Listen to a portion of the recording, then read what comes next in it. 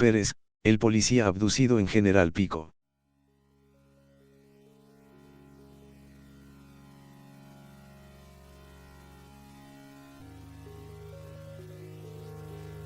General Pico es una ciudad argentina ubicada en la provincia de La Pampa, la segunda más importante de la provincia. Fue fundada en 1905 por Eduardo de Chapeaurouge, quien también diseñó la ciudad, que cuenta con amplias calles y una avenida principal llamada General San Martín. La ciudad lleva el nombre del general Eduardo Gustavo Pico, quien fue gobernador de la provincia. La población de la ciudad creció de 42.955 habitantes en 1991 a 57.669 habitantes en 2010, con un índice de masculinidad del 95,4%. El rubro agropecuario es una de las actividades económicas más importantes, especialmente la producción de soja, trigo, girasol y maíz. Además, cuenta con un parque industrial y una zona franca, así como con un aeropuerto de carga y mercadería. En cuanto a deportes, la ciudad cuenta con un hipódromo, aeródromo, aeroclub y 5 clubes sociales deportivos con una amplia gama de actividades deportivas. En 2011, la ciudad organizó el asado más grande del mundo, cocinando 9.160 kilos de carne. Había allí un cabo de policía rural llamado Sergio Pérez, que trabajaba en aquella hermosa localidad de General Pico, provincia de La Pampa, Argentina. Era un hombre respetado y apreciado por sus colegas, pero algo extraño e inexplicable sucedió en su vida que cambió todo. En una tarde de invierno en el año 2006, Pérez estaba haciendo su ronda de rutina en moto en una zona rural cercana a la localidad de General Pico. Mientras patrullaba, notó un extraño resplandor entre el monte y decidió acercarse para investigar. Sin embargo, al llegar, 2 extrañas luces rojas lo encandilaron y paralizaron.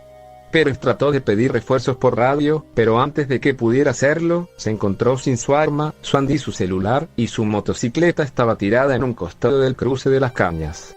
El cabo llamó a su compañero de trabajo y, después de cortar varias veces, el jefe del comando radioeléctrico, junto a los refuerzos, llegó al lugar y encontró todo lo que Pérez había dejado en el suelo, pero el policía había desaparecido.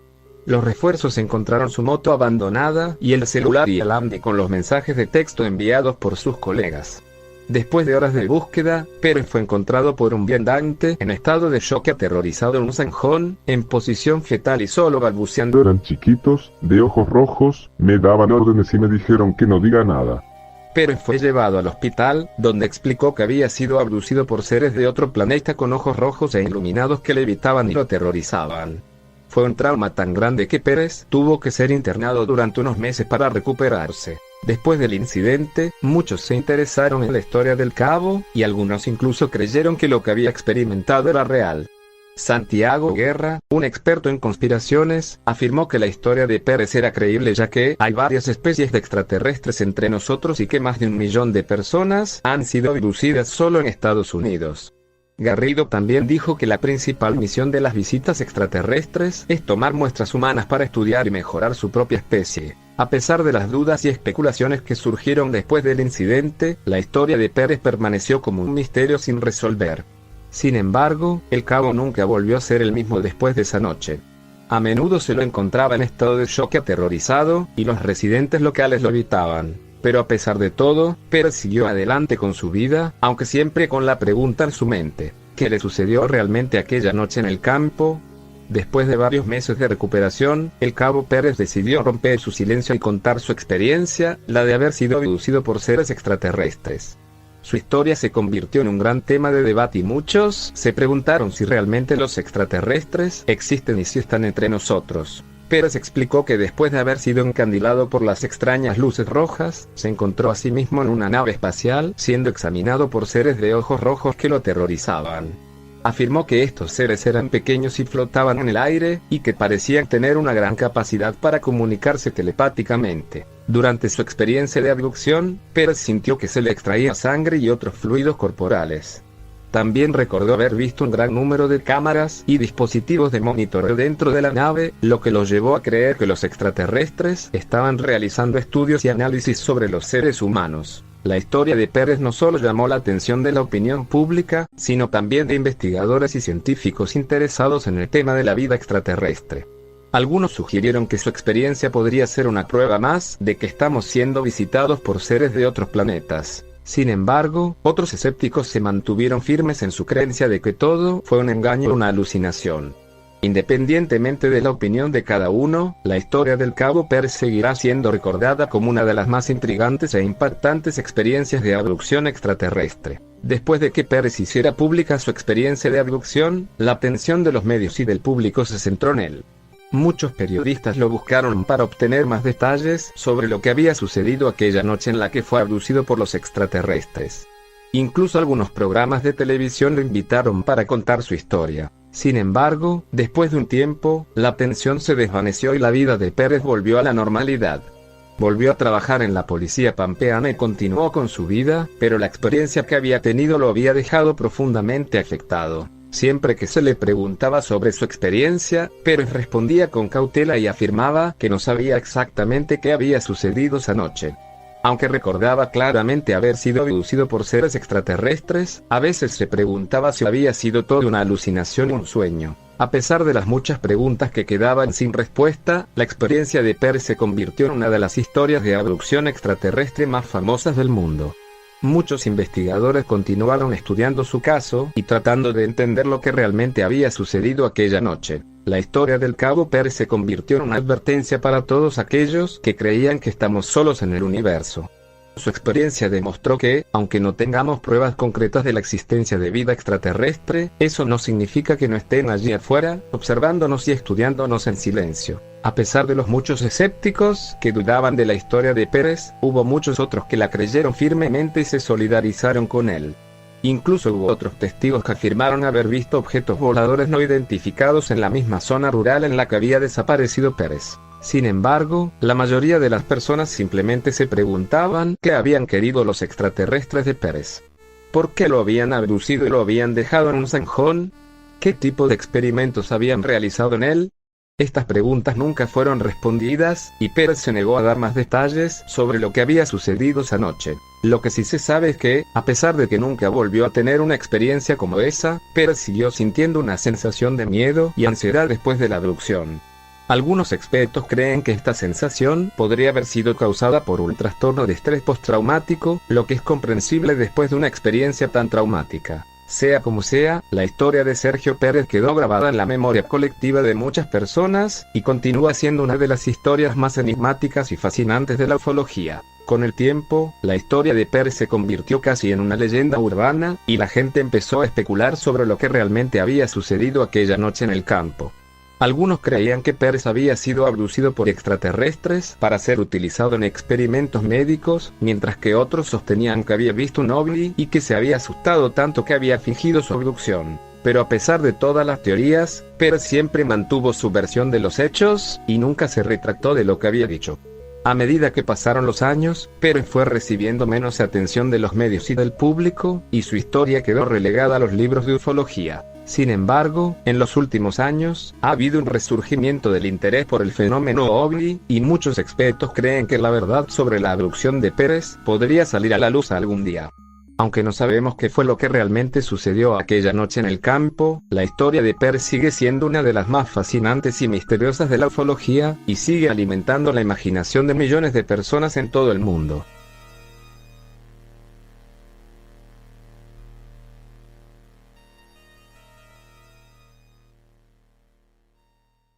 La verdadera batalla de Los Ángeles.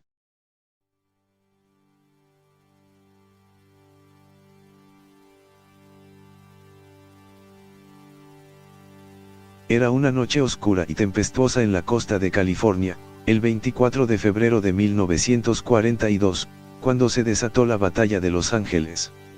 La ciudad estaba sumida en el caos y la confusión, mientras las Fuerzas Armadas de Estados Unidos peleaban contra un enemigo desconocido que nunca llegó.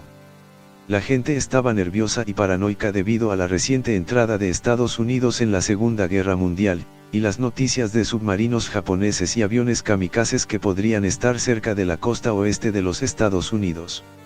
En ese contexto, el avistamiento de un objeto no identificado en el cielo causó pánico en la ciudad.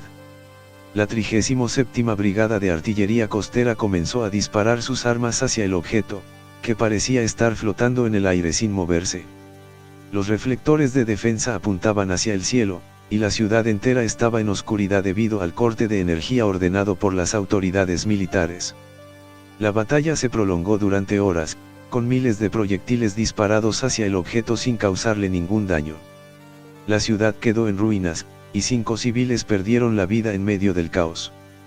Después de que la batalla terminara, las autoridades militares negaron que hubiera habido algún enemigo real en el cielo esa noche. En su lugar, se argumentó que se había tratado de un fenómeno atmosférico o de la confusión generada por el lanzamiento de globos meteorológicos.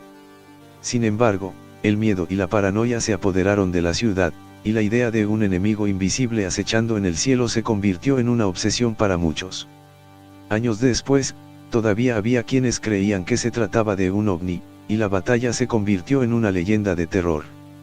La verdad detrás de la batalla de Los Ángeles fue ocultada hasta el día de hoy. Pero para los habitantes de California en 1942, fue una noche de horror que nunca olvidarían. A pesar de que la explicación oficial de los militares era que se trataba de un fenómeno atmosférico, la gente no podía evitar sentir un miedo profundo ante lo que había sucedido. La idea de que algo desconocido e inexplicable pudiera aparecer en el cielo en cualquier momento y desatar la violencia de los militares era aterradora. Pero hubo alguien que sí sabía la verdad. Un hombre mayor, que había vivido en Los Ángeles durante toda su vida, había sido testigo de la llegada del objeto desde su ventana. Él había visto cómo el cielo se iluminaba con las luces de los cañones y ametralladoras, y cómo el objeto permanecía inmóvil en el cielo mientras los militares disparaban sin cesar. Lo que este hombre vio esa noche lo dejó traumatizado. Él sabía que el objeto no era de este mundo, que era algo mucho más aterrador y peligroso que cualquier cosa que los militares hubieran imaginado. Sabía que algo había llegado a Los Ángeles esa noche, algo que no tenía intenciones amistosas. A partir de esa noche, el hombre mayor comenzó a tener pesadillas. Soñaba con criaturas extrañas que venían del espacio y que lo perseguían sin cesar. Se despertaba sudando y temblando, y su corazón latía con fuerza en su pecho.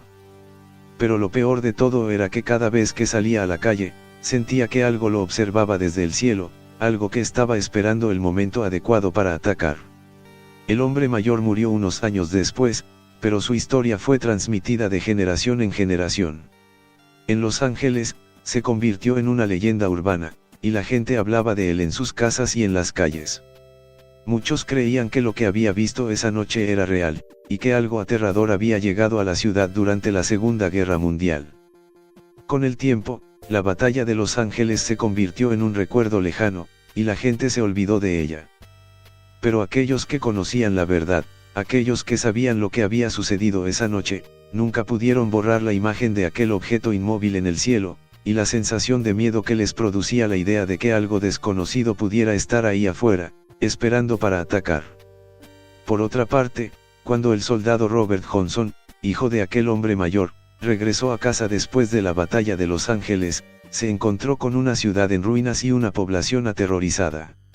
Los civiles hablaban de un objeto misterioso en el cielo que había sido el objetivo de la intensa lluvia de balas y cañonazos de la noche anterior.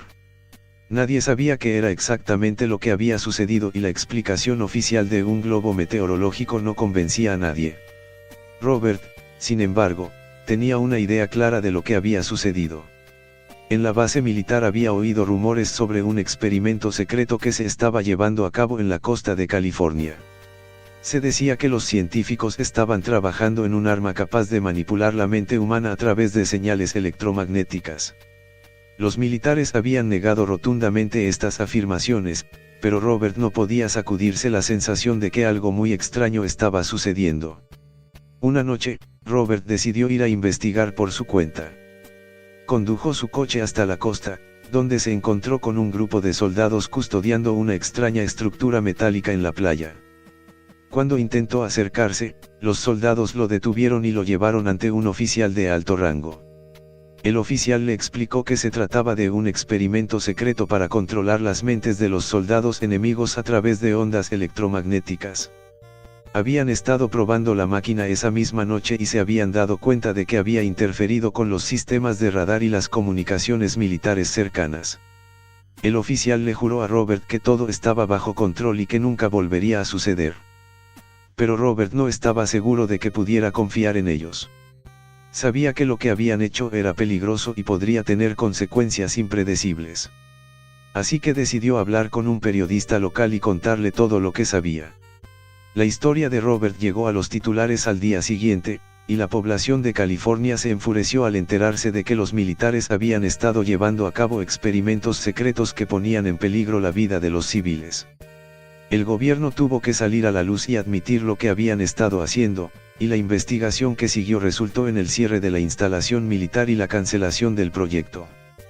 Pero Robert nunca volvió a ser el mismo. Había visto lo que la máquina podía hacer, y no podía sacudirse la sensación de que su mente estaba siendo manipulada a través de las mismas ondas electromagnéticas que habían usado para controlar a sus enemigos. Vivía con el miedo constante de que los militares lo estuvieran vigilando y controlando, y nunca se sintió seguro en su propia piel. Hasta el día de su muerte, nunca supo si lo que había visto en el cielo era un objeto extraterrestre o simplemente una máquina peligrosa creada por el hombre. Robert Johnson se sintió muy inquieto al escuchar a la gente hablar sobre un objeto misterioso en el cielo.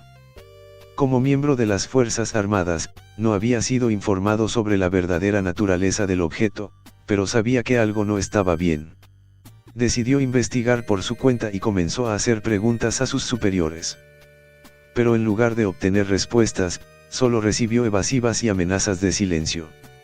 Johnson no estaba dispuesto a renunciar y continuó investigando, reuniendo pruebas y entrevistando a testigos. Finalmente, después de semanas de trabajo, Johnson descubrió la verdad: el objeto en el cielo era un ovni y los militares lo sabían. Habían intentado ocultar la información para evitar el pánico, pero Johnson no podía quedarse callado. Decidió hablar con la prensa y contó todo lo que sabía. La noticia causó una gran conmoción en todo el país y muchos se preguntaron si los extraterrestres habían llegado a la Tierra. El gobierno trató de minimizar la historia, argumentando que se trataba de un error de identificación o de una invención de Johnson. Pero la gente no estaba dispuesta a creer las excusas del gobierno. El relato de Johnson se convirtió en una leyenda, y muchos lo consideraron un héroe por haber revelado la verdad sobre la batalla de Los Ángeles. Años más tarde, cuando los registros gubernamentales fueron desclasificados, se confirmó la historia de Johnson. El objeto en el cielo era de hecho un ovni, y los militares habían intentado ocultar la verdad para evitar el pánico público. La batalla de Los Ángeles se convirtió en un símbolo de la paranoia y la desinformación que rodeaba al fenómeno ovni en la década de 1940. Pero gracias a la valentía de Robert Johnson, la verdad finalmente salió a la luz y la gente pudo conocer la verdad sobre lo que realmente sucedió esa noche. Con el tiempo, la batalla de Los Ángeles se convirtió en un tema tabú. Las autoridades militares, preocupadas por el efecto que el incidente pudiera tener en la moral de la población, comenzaron a desestimar la importancia del evento y a borrar cualquier registro de lo sucedido. La prensa y los medios de comunicación también se sumaron al silencio, y los pocos reportajes que se habían publicado sobre la batalla fueron censurados o retirados de la circulación. Las personas que habían sido testigos de los hechos, incluyendo al soldado Robert Johnson, fueron amenazadas para que no hablaran sobre lo que habían visto esa noche. Con el tiempo, la batalla de Los Ángeles se convirtió en un mito, un cuento de terror que se contaba en las noches de Halloween. Pero para aquellos que habían vivido la experiencia, el recuerdo de esa noche seguía siendo vívido y aterrador. Hoy en día, la batalla de Los Ángeles sigue siendo un misterio sin resolver, y las teorías sobre lo que realmente sucedió esa noche siguen siendo objeto de debate y especulación. Pero una cosa es segura: la ciudad nunca volvió a ser la misma después de esa noche tempestuosa y oscura de febrero de 1942.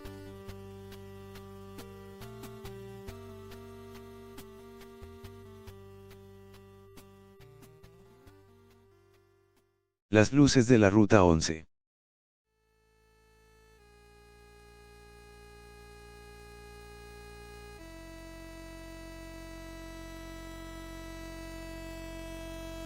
Me llamo Eduardo y soy de Mar del Tuyú, cabecera del Partido de la Costa, provincia de Buenos Aires. Quisiera contarte mi historia, que creo que puede interesarte. Si decidís narrarla, podés nombrarme, no hay problemas. Muchos aquí ya la conocen y ya me juzgaron como el loquito del pueblo, pero también hay quienes me creen, porque saben que no miento. Hace 10 años trabajaba en el puerto de General Lavalle para una empresa pesquera. Si bien me tomaba tiempo el viaje, para lo que son las distancias acá, estaba bien pago. El cargo no se llamaba así, pero, para que se comprenda, era el que tenía que hacer el control de los cajones de pesca que bajaban de los barcos, ver qué peces se habían recolectado, cantidades, calidad, etc. Iba al laburo en un duna que había sido de mi viejo, él se había comprado un coche mejor. El primer incidente paranormal ocurrió cuando iba un jueves por la mañana al trabajo en la ruta 11. A mi derecha estaba la costa y a la izquierda los campos de Lavalle. Al mirar hacia este lado, al oeste, me pareció ver algo raro, por lo que bajé la velocidad y estacioné en la banquina. Bajé del auto para ver mejor y pude observar algo que brillaba a lo lejos, en pleno cielo. Era julio, aún no había amanecido del todo, por lo que podía verse bien no solo su brillo, sino que también que sus luces parpadeaban. Podía ser algún avión que fuese al aeródromo de Santa Teresita, pero sus movimientos no eran para nada los que podía realizar uno de esos aparatos. Hacían cambios en su dirección que ningún avión que pudiese aterrizar en Santa Teresita, Ezeiza o Frankfurt podría hacer. Al llegar al trabajo le conté a 2 compañeros, que se me cagaron de la risa en la cara. Decidí no decírselo a nadie más, temía que se burlaran de mí todavía más. 3 días después ocurrió el segundo fenómeno extraño. Uno de mis sobrinos jugaba al fútbol en las inferiores de un club local y a veces iba a verlo jugar. Ya al llegar las cosas parecían raras. El perro del cuidador, un Rottweiler enorme, estaba acurrucado, terriblemente asustado, bajo una tribuna. Junto a él estaba Pedro, el cuidador.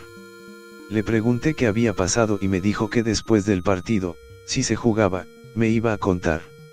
El partido se terminó suspendiendo porque donde debería haber estado el círculo central el pasto estaba completamente quemado.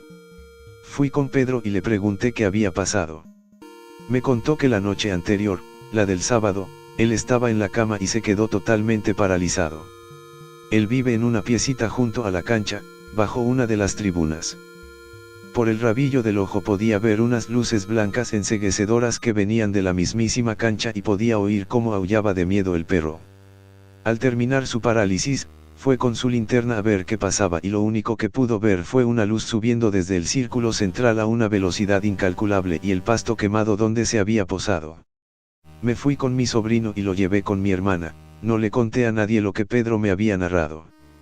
Con lo que yo había visto, ya era demasiado y, no te lo voy a negar, estaba empezando a asustarme. Acá no pasa nunca nada. Y ahora estaba pasando algo demasiado grande para mi vida cotidiana. Más tarde tenía un asado en Las Toninas, por lo que el camino más natural era ir por la calle 2 de Santa Teresita, pero la estaban reparando, así que preferí ir por la ruta 11. No tomé nada de alcohol, te puedo dar mi palabra. Sí comí como una bestia, pero no bebí otra cosa que gaseosas. No me gusta mezclar alcohol con comida. Al terminar, volví otra vez por la ruta 11. A la altura de la calle 36 y la ruta, en Santa Teresita, pero del lado del campo, algo brillaba no muy lejos, a unos 100 metros. Era un domingo a la medianoche de un fin de semana común, los locales ya estaban por irse a dormir, si aún no lo habían hecho, y si había algún turista, seguro que estaba en otra, no viajando por aquella ruta. La cosa es que miré hacia el campo y había unas pocas luces sobre el suelo. Pensé a mis adentros que podía ser algún helicóptero, pero ¿qué hacía ahí a esas horas? Aparte no tenía forma de helicóptero. Paré el auto, miré mejor y vi que había gente caminando alrededor, o lo que parecía gente. Midiéndolos con un árbol cercano, la verdad que eran bastante petizos y parecían vestir ropas ajustadas y blancas. O al menos eso parecía. Me fijé y no venía nadie en la ruta, entonces hice un pequeño giro con el auto y alumbré con las luces altas del duna. Eso no era gente, eso no era un helicóptero y eso no era de esta tierra, no podían serlo. Podía verles las cabezas grandes, los ojos enormes, aquel aparato con forma de disco del que salían las luces. Eso era un ovni de acá a la China y aquellos sus tripulantes. Antes de que me notaran, volví a girar el coche, apagué las luces y me fui a todo lo que daba a casa, rogando que no me siguieran. No pude dormir esa noche y al otro día estaba hecho un tarado. Al volver a casa, llamé a un amigo que es el médico laboralista al que acude la empresa. Le pedí que me hiciera un certificado médico por una gripe o lo que fuese. No quería volver a salir a la ruta por unos días tras lo que había visto.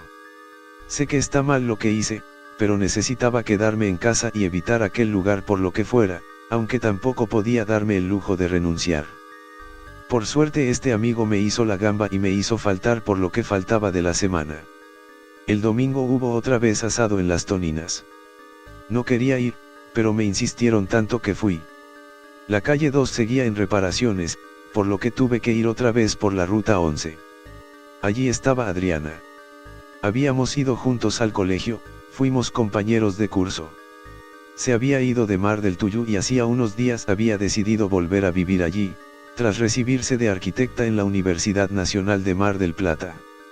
Ya habían pasado cosas con ella antes de que se fuera, así que subrepticiamente le tiré los galgos durante toda la cena. Cuando ya todos se estaban yendo, le pregunté si quería que la llevase a su casa. Me dijo que sí, aunque nuestras intenciones eran más bien otras. A esta altura ya me había olvidado de los avistamientos que había realizado. Hasta de la tabla del 2 me había olvidado. Solo me importaba estar con ella. Salimos a la ruta 11 y fuimos hacia Mar del Tuyú. Pero, cuando estábamos llegando, todo se fue al cuerno. Con Adriana ya habíamos arreglado tomar unas cervezas en su casa, guiño, guiño, cuando una luz blanca y brillante nos alumbró desde arriba y adelante. El auto se detuvo y lo siguiente que recuerdo es estar en una especie de camilla en una sala enteramente blanca. En otra camilla estaba Adriana, que estaba inconsciente. Ambos estábamos totalmente desnudos y rodeados de los típicos grises, bajos, cabezones, de grandes ojos negros. Uno de ellos se acercó a mí y, mirándome a los ojos, me habló telepáticamente. No te preocupes. Los estamos analizando. Haremos una extracción de semen tuyo para fertilizar a una hembra de nuestra especie y también fertilizaremos a aquella hembra humana de manera artificial con nuestro ADN. Es solo ciencia, tranquilo. Pude ver que a unos 10 metros, en aquella sala, estaba el Rottweiler de Pedro, siendo analizado. Lo estaban diseccionando. Su cabeza había sido separada de su cuerpo pero no emanaba sangre. Era terrible. Mi siguiente memoria es estar junto a Adriana otra vez en el auto. Seguía siendo de noche. Ella se hallaba dormida. La llevé a su casa y la desperté. Ella no recordaba absolutamente nada y yo tampoco le dije lo que pasó. Yo me fui a mi casa, tras lo ocurrido la cosa no estaba para el romanticismo. A las 2 semanas me llamó Adriana por la noche. Me pidió que fuese a su casa. Al llegar, me abrió la puerta. Su panza se hallaba abultada, como si cargara un embarazo de 8 meses aunque hubiesen pasado 14 días. Se echó a llorar y me dijo que no sabía qué hacer, que necesitaba mi ayuda. Tenía pesadillas en las que recordaba estar en una sala blanca donde unos médicos la operaban, pero eran solo flashes, que no entendía por qué estaba en ese estado. Me quedé con ella y le conté lo ocurrido. Al principio no quiso creerme, pero al final notó que solo de esa forma las cosas cerraban. Lo que no le conté fue que durante aquellas 2 semanas seguí en contacto telepático con ellos, aquellos seres repugnantes. Decían que habían logrado fertilizar con éxito a una de su especie y que pronto recolectarían a la cría que había quedado en la tierra.